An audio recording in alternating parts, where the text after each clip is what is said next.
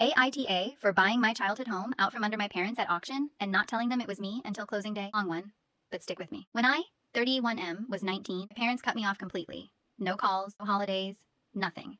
After I came out as bi and told them I was dropping pre-med to study computer science. My dad's exact words were, "We didn't raise a disappointment and we're not funding one either." My younger sister Reagan was allowed to keep in touch for about a year before they found out and shut that down too. I spent that Christmas alone in a dorm room eating gas station sushi. I'm not going to pretend that part isn't still in there somewhere. I dropped out for a semester, worked 2 jobs, then got back into school on loans and scholarships. Long story short, I ended up as the 3rd technical hire at a logistics routing startup nobody had heard of in 2018. It got acquired last year. I will not say the number, but I will say I stopped needing to check prices on anything.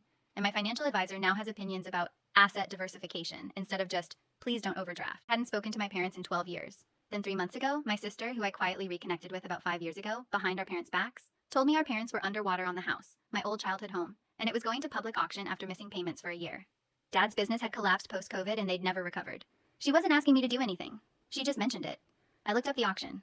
I hired a local attorney to bid on my behalf through an LLC, so my name wouldn't appear anywhere. I won it, about 20% under what they owed, cash, no financing contingencies, closed in 11 days.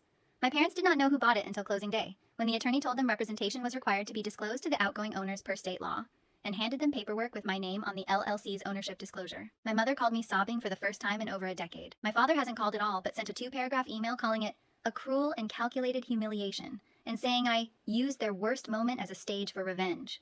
Here's the thing. I didn't evict them. The lease I had drawn up lets them stay for up to 18 months at half of fair market rent, month to month after that. Cancelable by them anytime with 30 days notice and no penalty. I never intended to kick them out onto the street. But I won't pretend some part of me didn't want them to open that envelope and see my name on it.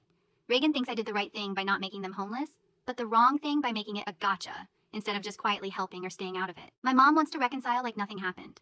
My dad wants a public apology from me for ambushing them. Some of my friends think I basically ran a Bond villain move on my own parents and should feel weird about that. Others think 12 years of silence forfeited their right to a say in how I spend my own money. So Reddit. AITA for buying my parents' foreclosure out from under them anonymously instead of just telling them I'd help or not helping at all.